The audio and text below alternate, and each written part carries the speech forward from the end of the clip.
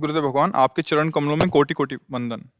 हे गुरुदेव, आपकी शरण में आने से पहले इस अदम से अज्ञान और पारिवारिक दबाव के कारण भ्रूण हत्या जैसा जघन्य अपराध बना हुआ था। हमेशा ये सोचकर जलन होती है कि ऐसा क्यों किया। हे मेरे गुरुदेव, इस अदम का मार्गदर्शन कीजिए, जो कोई उचित दंड हो हमें प्रदान कीजिए।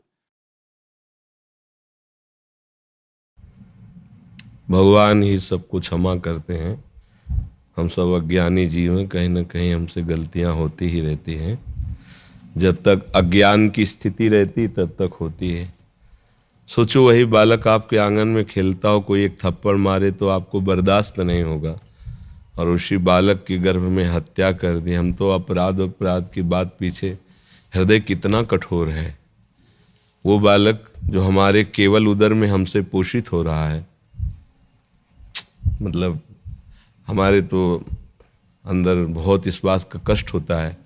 लोग कहते हैं बेटी बेटी नहीं होगी तो तुम कहाँ से आ जाओगे। अगर बेटी नहीं होगी तो किसी के बेटा आसमान से पैदा होता है क्या? यही तो हमारी माँ बनती हैं, जो हमारी बहनें, जो हमारी बेटियाँ हैं। ऐसा नहीं है कि पुरुष में कोई विशेष गुण है। केवल लिंग के भेद से इस तरह का अपराध करना, इस तरह का जीव अपराध करना, ये बहुत बड़ा।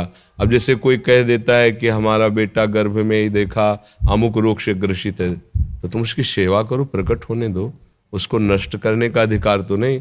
उस जीव का कर्म है, वो अपने कर्म का भोग भोगने आ रहा, साथ में तुम्हारा भी भोग है, तो आप उसकी सेवा करके निवृत्त हो जाए। पर यदि ऐसी गलती हो गई है तो एकमात्र उपाय है, भगवान श्री हरि की शरण में हो जाओ, उनका नाम जप करो। वो बड़े दयालु हैं, बड़े कृपालु हैं, वही क्षमा कर देंगे। उन्हीं का नाम जप करो।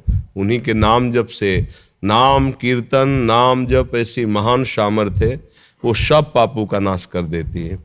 नाम संकीर्तनम यस्य सर्व पाप प्रणाशनम। सर्व शब्द है, सर्व माने सब, कोई भी पाप हो। पर इसका दुरुपयोग नहीं करना चाहिए कि हम नाम का बल लेकर के पाप करें और सोचे पाप कर लेंगे फिर ना, वो गलत हो गया। हमसे भूल से गलती हो गई, हम भगवान के नाम का कीर्तन करें, नाम का जप करें, तो निश्चित भगवान क्षमा कर देंगे। ये कार्य उन्हीं के हाथ में है। नहीं तो ये बहुत बड़े अपराध हैं, इनका साधारण गिनती में ये महापाप के अंतर्गत आते हैं। भ्रूण हत्या तो दुर्गति कर देगा अगर होश में नहीं। आज हमारा समाज जो है ना, इस भ्रूण हत्या, गर्भ हत्या को, इनको कोई महत्व ही नहीं दे रहा है। एक साधारण सी बात समझी जा रही है जो बहुत हानिकारक है हमारे समाज के लिए। हमारी प्रकृति पर इसका प्रभाव पड़ेगा। जैसे पापाचरण बढ़ते हैं वैसे प्रकृति अपना परिवर्तन विशेष रूप से ऐसे करती जिससे कष्ट हो। अब देखो, फलदायी रसाल वृक्ष अंतर ध्यान होते चले जा रहे हैं। वर्षा जो समय पर जैसी होनी चाहिए, अन्न इतना दूषित होता चला जा रहा है जो शरीर को रोग ग्रसित करे। केवल केमिकलों के द्वारा उसकी रक्षा हो रही है, उसकी वृद्धि हो रही है, वो सब जाकर शरीर को नष्ट कर रहे हैं। तो गऊओं का आदर नहीं हो रहा है। फ्लैटों में हम लोग रह रहे हैं, दूध सबको चाहिए, आकाश से दूध आएगा। गऊओं की सेवा नहीं, गऊओं के प्रति भाव नहीं, तो क्या करेंगे? लोग ले जाएंगे, उनके साथ दुर्व्यवहार करेंगे। अब इतनी आधुनिकता मशीनों की चल गई, बैल की आवश्यकता नहीं, बैल की आवश्यकता नहीं। किसान बैल का आदर धर्म रूप से करते थे। अब धीरे धीरे परिवर्तन हो रहा है, पर इतना परिवर्तन न कर दिया जाए जिससे पापाचरण की वृद्धि हो कि आप अल्ट्रासाउंड के द्वारा देख लें लड़की है या लड़का, या स्वस्थ है बीमार, आप उसको नष्ट करें। इतना अधिकार नहीं दिया गया। ये हमारी सरकार भी इतना अधिकार नहीं देती। आपका शरीर है, आप ठीक से चलिए। अगर आप अपने शरीर को नष्ट करना चाहते हैं तो भारत सरकार ही आपको दंडित करेगी।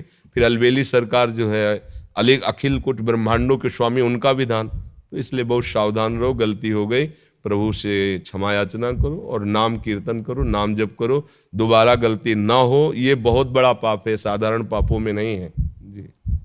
राधे हरिवंशी जी। लाडले सदगुरुदेव भगवान, आपके चरणों में कोटि कोटि प्रणाम।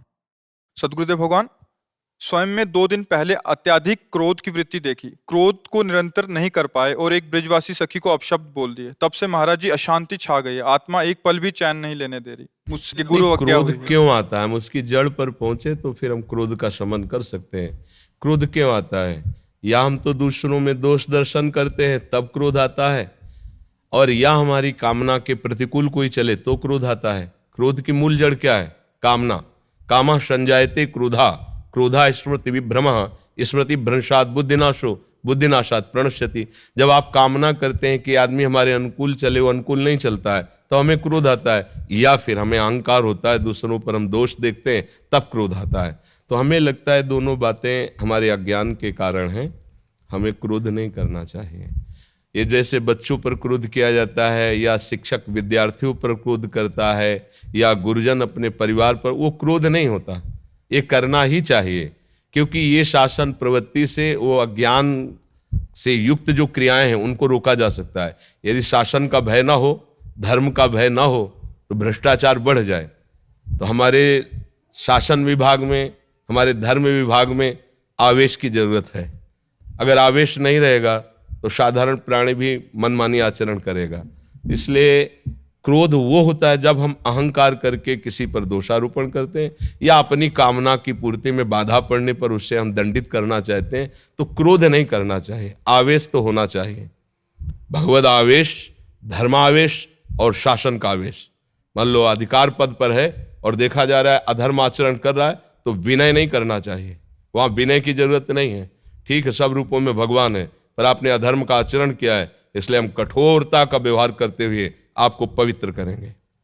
तो ऐसे हमें क्रोध नहीं करना चाहिए। क्रोध वो परमार्थ का नाशक है, लेकिन धर्मयुक्त वो परमार्थ का नाशक नहीं है। धर्म से युक्त होना चाहिए। आप बालक को शासन में ले रहे, वो एक देशभक्त बने, एक भगवत भक्त बने, एक अच्छा मनुष्य बने, इसके लिए आवश्यक है उसको थोड़ा भय दिखाना आवश्यक। क्यों? बालक है, वह ज्ञान में कुछ गलत कर सकता है। ऐसे ही जो शिक्षक हैं वो विद्यार्थी को सही मार्ग पर चलाने के लिए, गुरुजन शिष्यों को सही मार्ग पर चलाने के लिए, अधिकारी प्रजा को सही मार्ग पर चलाने के लिए वो ऐसा कर सकते हैं। पर क्रोध करना एक अलग चीज है, वो हिंसा प्रवृत्ति में तमोगुण जनित होता है, जिसमें अपने सुख के लिए दूसरे का नाश किया जाता है या दूसरे का अपमान किया जाता है। ऐसा क्रोध वर्जित है। अंबिका शुक्ला जी, महाराज जी आपका सत्संग सुनते हैं, महाराज जी मन को बहुत उत्साह होता है भजन मार्ग पे चलने का, पर महाराज जी लक्ष्य से बार बार मन भटकता रहता है, महाराज जी इसका क्या उपाय है? एक ही बार में निशाना लग जाए ऐसा कभी नहीं होता है, बहुत सी गोलियां फिरी भी जाती हैं।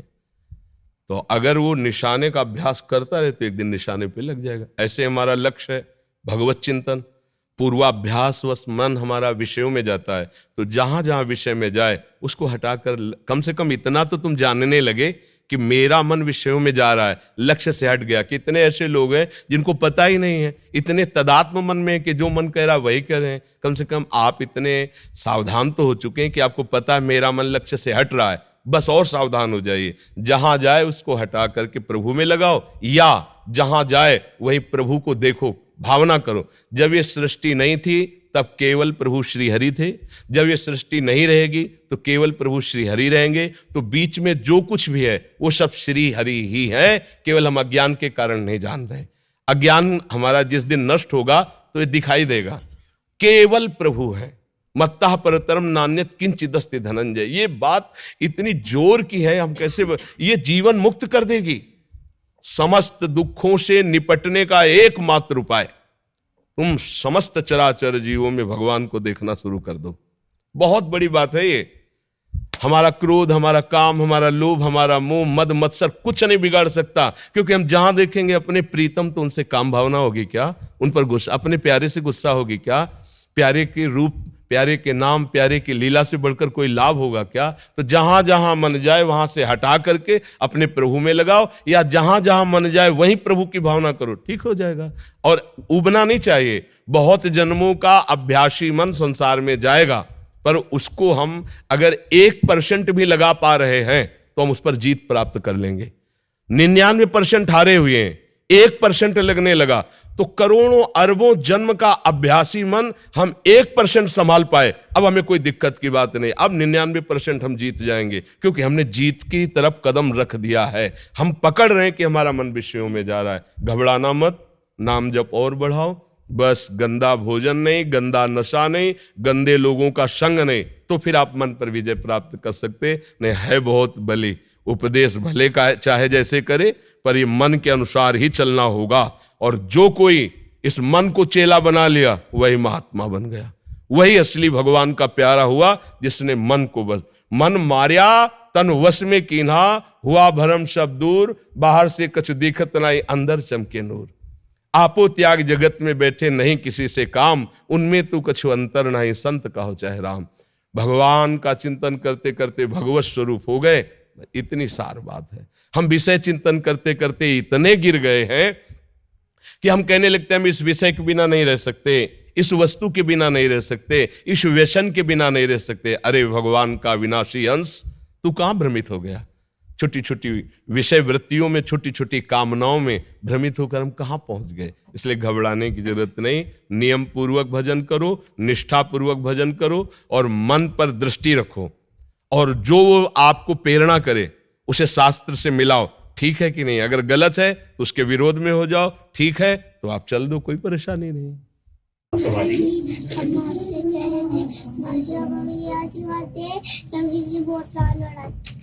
हमें आशीर्वाद दीजिए, श्री जी हमने बहुत लाड़ लड़ा। हाँ, तुम राधा राधा बस जपते रहो, ठीक है? राधा राधा जप रहे हो कितनी देर? पर जी काउंटर पे करता है, 5 से 7 हजार नाम एक दिन में करता है, कॉपी लगाई हुई है। अच्छा, देखिए देखिए।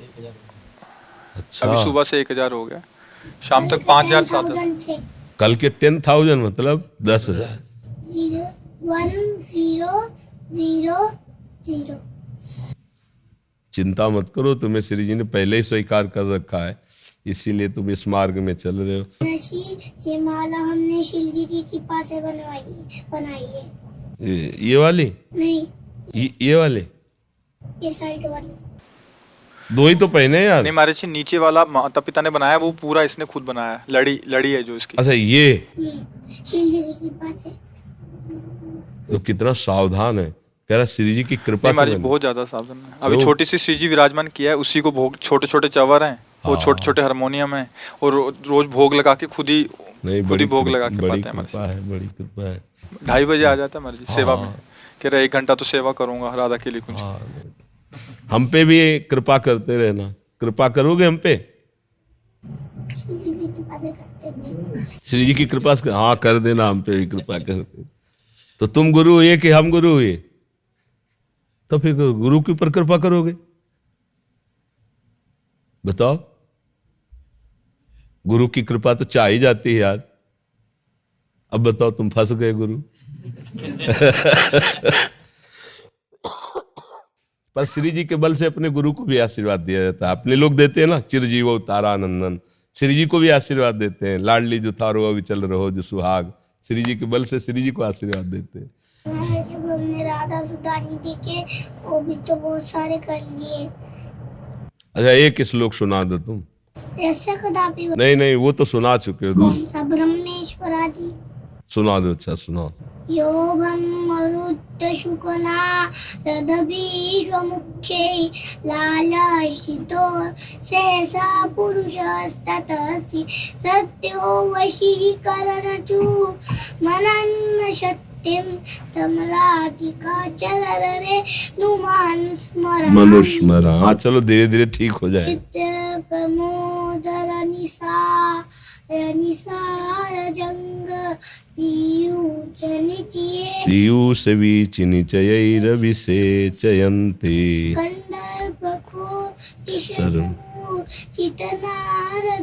नंद सूनु संजीवनी जयति कापि निकुंज देवी। ठीक है, ठीक है, अभी घबराओ मत, धीरे धीरे तुम यार। माता जी वो सिखा रही है। तन्ना पतेक्ष चमकित चारु लीला लावण्य सार लावण्य मोहन महा मधुरांग भंगी राधाननम ही मधुरांग कला निधानम। धीरे धीरे याद हो जाएगा, चिंता मत करो, ठीक है?